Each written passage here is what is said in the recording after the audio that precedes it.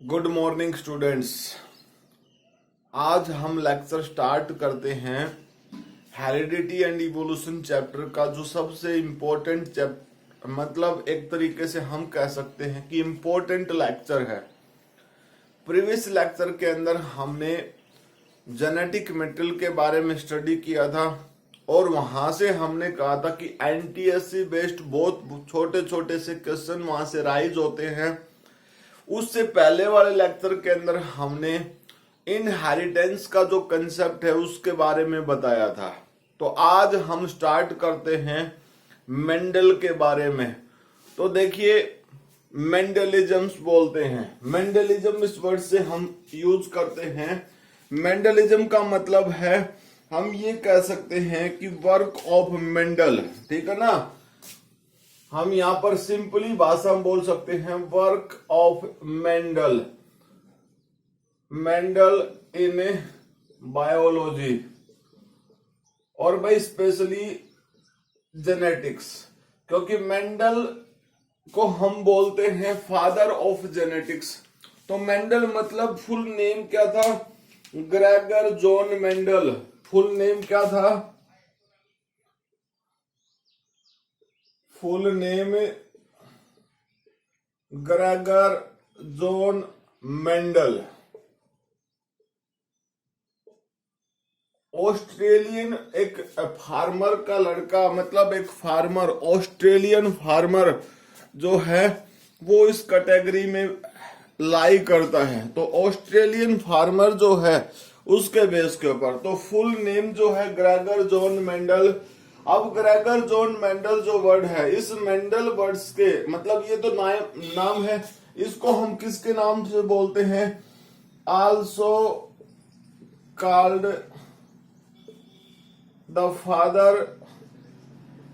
Father of genetics. ठीक है, देखिए आप क्वेश्चंस की बात समझिए। एनटीएससी के पॉइंट ऑफ व्यू से हमारे पास यहां पर भी स्पेशली दो क्वेश्चन बन चुके हैं। Number 1 full name Gregor John Mendel, second बन गया who is the father of genetics. तो फादर ऑफ जेनेटिक्स कौन है भाई? मेंडल। अब देखिए मेंडल वर्क, अब मेंडल ने जो काम किया वो कब से कब किया भाई? मेंडल का जो लाइफ साइकिल है 1822 टू 1884, ये जो टाइम इंटरवल है, इस टाइम इंटरवल के अंदर मेंडल ने अपना काम किया। ठीक है ना, इस टाइम इंटरवल के अंदर मेंडल ने अपना काम किया, मतलब वो लाइफ स्पेन है मेंडल का। अब यहां पर मेंडल ने किसके ऊपर काम किया? Mendel work on Mendel works on garden pea plant. Mendel ने किसके ऊपर काम किया भाई? Garden pea plant, that is also called the pisum sativum, जिसको हम क्या बोलते हैं? Pisum sativum. ये साइंटिफिक नेम है। ये क्या है भाई? Pisum sativum. अब देखिए मेंडल जो था, he work on to the 7 contrasted character. ठीक है ना, मेंडल वर्क ऑन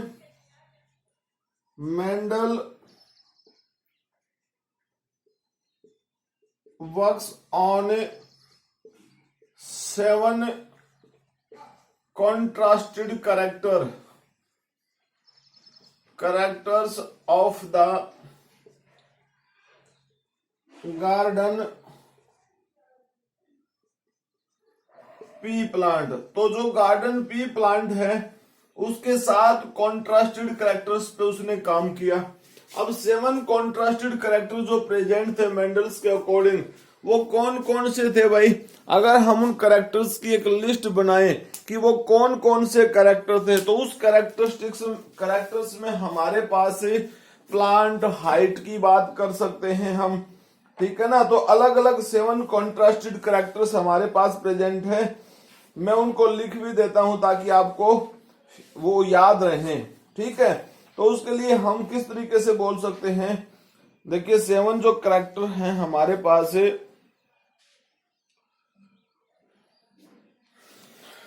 लिख देते हैं 7 कॉन्ट्रास्टेड कैरेक्टर्स। नेक्स्ट में लिखते हैं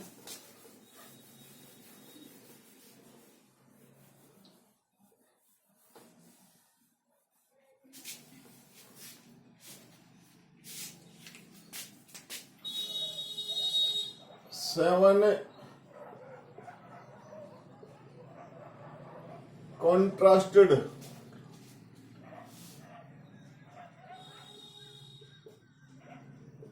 on which Mendel performed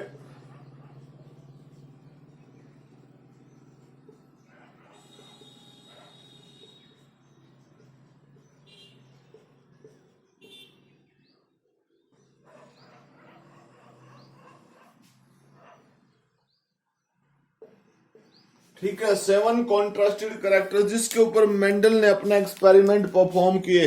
अब कॉन्ट्रास्टेड का मतलब एक दूसरे की अल्टरनेट फॉर्म्स प्रेजेंट है, तो उसके बेस के ऊपर सबसे पहला कैरेक्टर हमारे पास है भाई, देखिए प्लांट हाइट। प्लांट हाइट, अब इस प्लांट हाइट में 2 फॉर्म्स हैं। कौन कौन सी फॉर्म्स है भाई? टाल जिसको हम कैपिटल टी से रिप्रेजेंट करते हैं, और ड्वार्फ, ड्वार्फ जिसको हमें स्मॉल टी से रिप्रेजेंट करते हैं। सेकंड कैरेक्टर हमारे पास क्या है? फ्लावर पोजीशन की बात हम कर सकते हैं, position of flower. Second character हमारे पास क्या है? Position of flower. फ्लावर की पोजीशन के बेस के ऊपर हमारे पास कौन कौन सा है? एक्सिलरी ए से रिप्रेजेंट कर सकते हैं। और दूसरा क्या है इसी के केस में? हमारे पास है टर्मिनल, एक्सिलरी एंड टर्मिनल, इसको स्मॉल ए से रिप्रेजेंट कर सकते हैं। देन उसके बाद ये तो है फ्लावर पोजीशन। हमारे पास क्या हो सकता है भाई? फ्लावर पोजीशन के साथ साथ कलर ऑफ फ्लावर भी हो सकता है। ठीक है, हमारे पास क्या है? कलर ऑफ,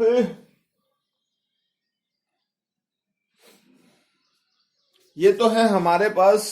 देन हमारे पास है कलर ऑफ अनराइप्ड पोड, यानी पोड कलर, हम बोल सकते हैं pod colour.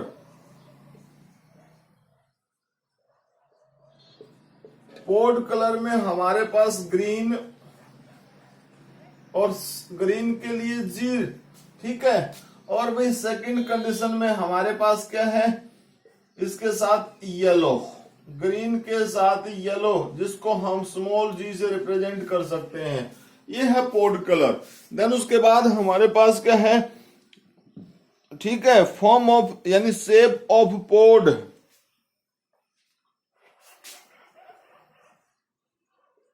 Shape of pod, तो उसमें हमारे पास क्या क्या है भाई?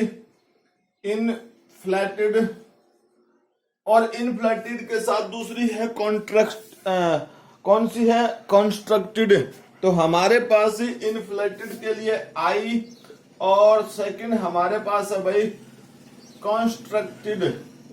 ठीक है ना, इसके लिए स्मॉल आई हम बोल सकते हैं। ठीक है, ये 4 कैरेक्टर हुए। देन उसके बाद कैरेक्टर नंबर 5, ठीक है ना, सीड कोट कलर। ठीक है, हम ये कह सकते हैं colour of flower, colour of flower. अब यहां हमारे पास कलर्ड, अब इसके लिए आप कैपिटल सी लीजिए। ठीक है, सेकंड केस हमारे पास कलर्ड के साथ आपको कैसा लगता है? व्हाइट हो सकता है। ठीक है, इसमें साथ में क्या है भाई? दूसरा व्हाइट केस, तो इसको हम स्मॉल सी से रिप्रेजेंट कर सकते हैं। देन कैरेक्टर नंबर 6 अगर हम बात करते हैं, तो हमारे पास क्या है? Colour of cotyledon, colour of cotyledons. तो यहां पर हमारे पास क्या है भाई? यहां पर कोटलिडन का कलर येलो एंड ग्रीन। ठीक है ना, क्या क्या है?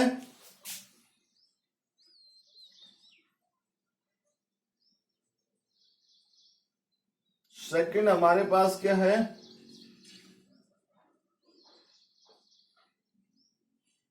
ग्रीन। इसके साथ साथ 7 नंबर करेक्टर, जिसमें कलर ऑफ कोटिलिडन के साथ हम ये भी कह सकते हैं शेप ऑफ या फॉर्म ऑफ सीड, ठीक है ना, फॉर्म ऑफ या shape of, form of seed.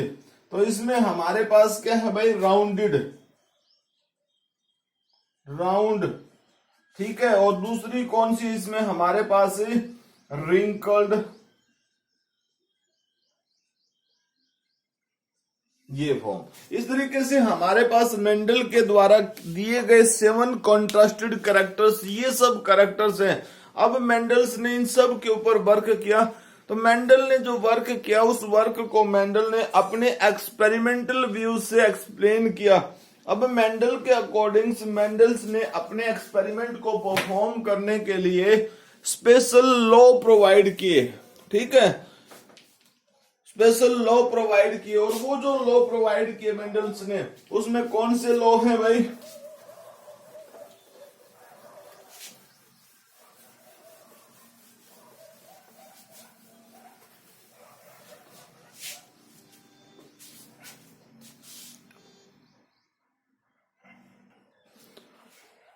Mendel's law.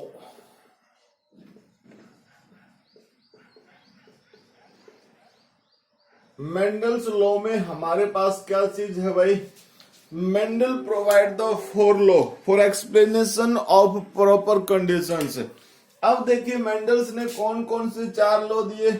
Law number first, law of paired factors, ठीक है ना, law of paired factors. Second दिया भाई लॉ ऑफ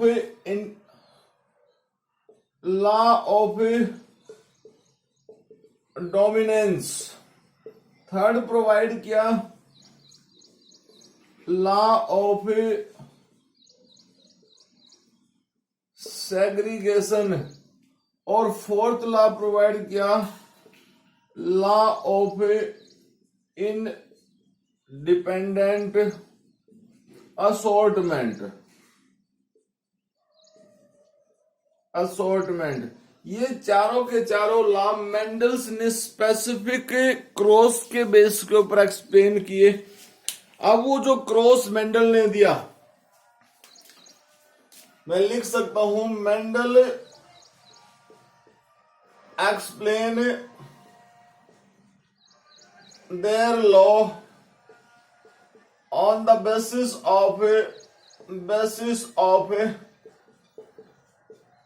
different cross, ठीक है। और वो क्रॉस कौन से है भाई, मोनोहाइब्रिड। मोनोहाइब्रिड क्रॉस का मतलब क्या होता है, देखिए हम बताते हैं मोनोहाइब्रिड क्रॉस का मतलब क्या है।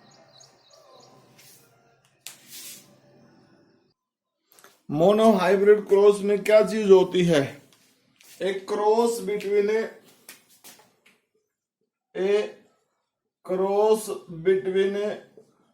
The 2 alleles of the same gene. एक ही जीन की जो अलग अलग अलील्स हैं उनके बीच में जो क्रॉस होता है उसको हमें मोनोहाइब्रिड क्रॉस बोलते हैं। डाई हाइब्रिड क्रॉस क्या होता है, dihybrid cross means a cross between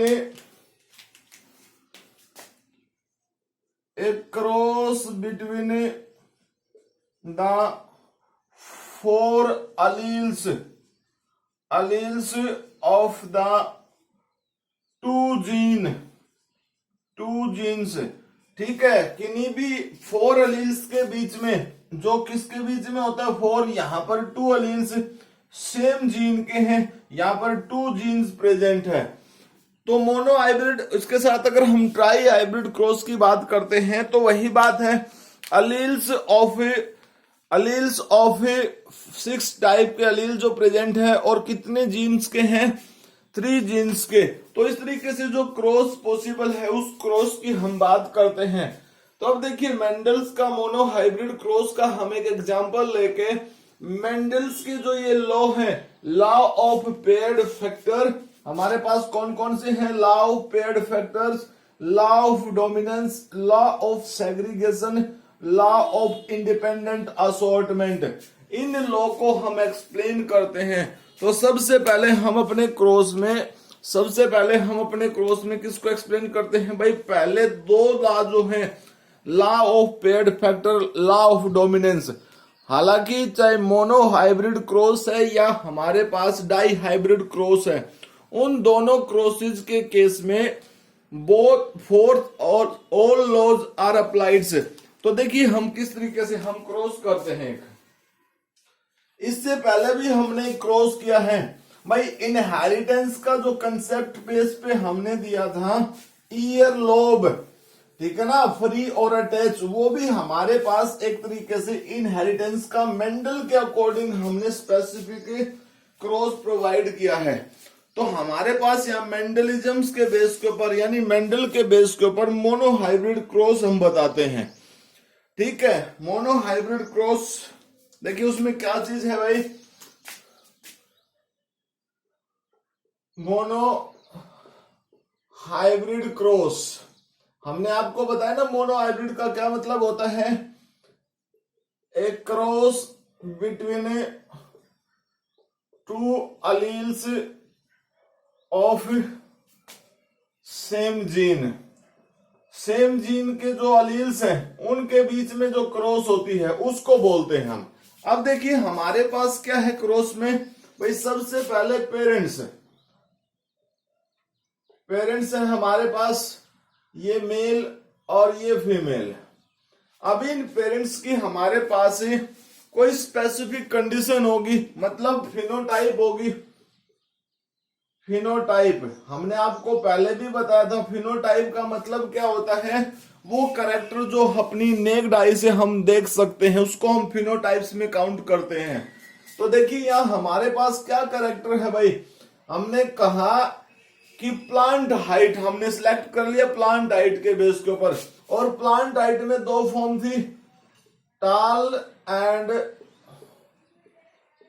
dwarf. 2 forms present थी हमारे पास, टाल और डवार्फ। अब इसके केस के बेस के ऊपर देखिए नेक्स्ट क्या है? अगर इसकी जीनोटाइप्स की बात करते हैं, तो जीनोटाइप्स मतलब हमने पहले क्रॉस में भी इस बात को बताया था। जीनोटाइप का मतलब होता है भाई एक्चुअली जो नाइट्रोजीनियस बेस का जो सीक्वेंस होता है जीन पे, उस जीन के सीक्वेंस को हम नहीं लिख सकते, लेकिन उस जीनोटाइप को रिप्रेजेंट करने के लिए हम किसी पार्टिकुलर इंग्लिश अल्फाबेट का यूज करते हैं।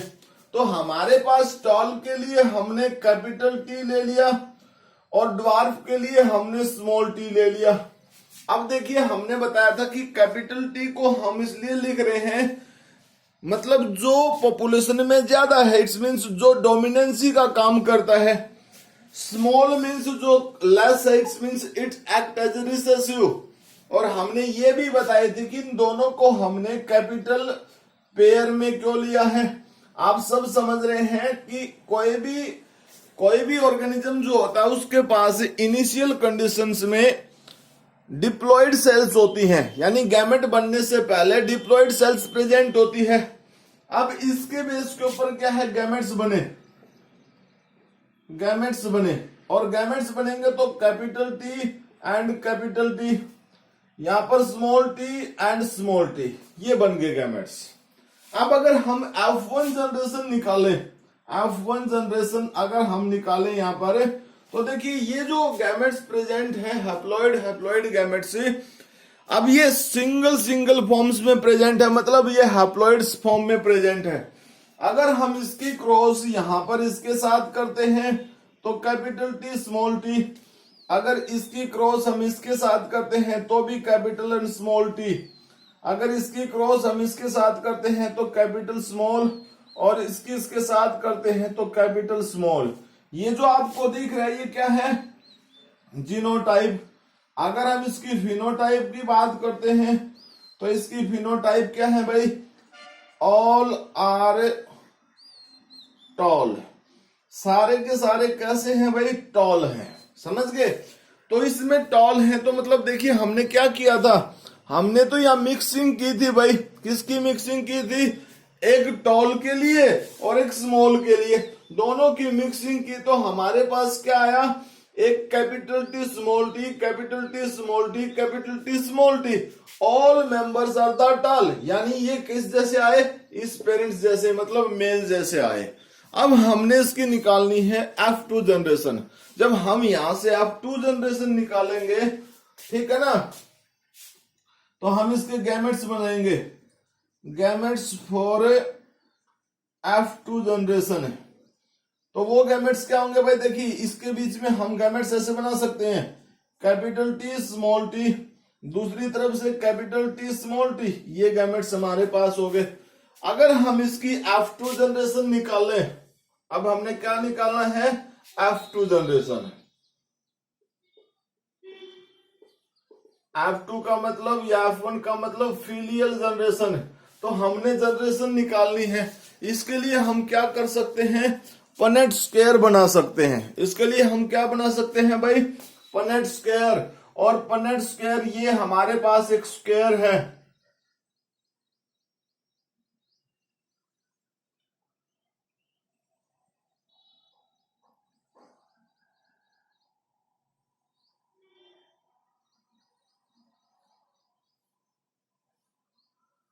यहां पर हमारे पास क्या है, एक स्क्वायर है भाई, मतलब एक क्रॉस करने का एक सिस्टम है जो बैटसन और पन्नेट ने सबसे पहले प्रोवाइड किया। उसी क्रॉस को हम यहां पर भी कर सकते थे, इसके केस में यहां पर अप्लाई भी कर सकते थे, लेकिन कोई बात नहीं, यहाँ पर जो गैमेट बनते हैं वो जो भी ऑफस्प्रिंग बनती है वो सिमिलर टाइप की, लेकिन वहां पर थोड़ा डिफरेंस आ जाएगा। तो उस डिफरेंस के बेस के ऊपर देखिए हमारे पास एक तरफ जो गैमेट है वो मेल के गैमेट और एक तरफ जो गैमेट है वो फीमेल के गैमेट। तो इसमें से मेल के गैमेट ये, फीमेल के गैमेट ये काउंट कर लिए, तो कैपिटल टी और स्मॉल टी, कैपिटल टी और स्मॉल टू सेम कंडीशन है।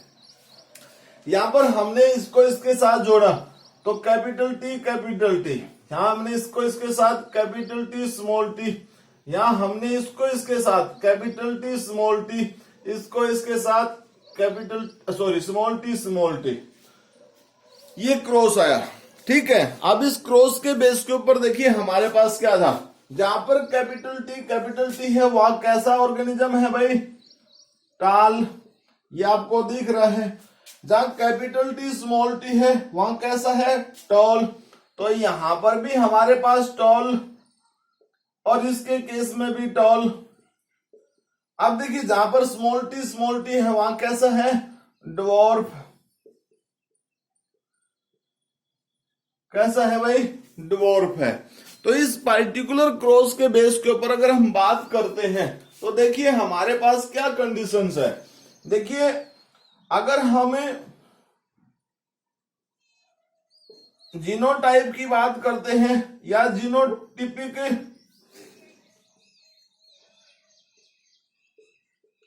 रेशो की बात करते हैं, तो जीनोटिपिक रेशो हमारे पास क्या है भाई, देखिए हमारे पास कैपिटल टी स्मॉल टी और भाई स्मॉल टी, ये 1 है, ये 2 है और ये 1 है। तो इस तरीके से हमारे पास जो रेशो बनी जीनोटिपिक वो ये रेशो बनी। अगर हम फिनोटिपिक की बात करते हैं, किसकी बात करते हैं भाई, फिनोटिपिक रेशो की,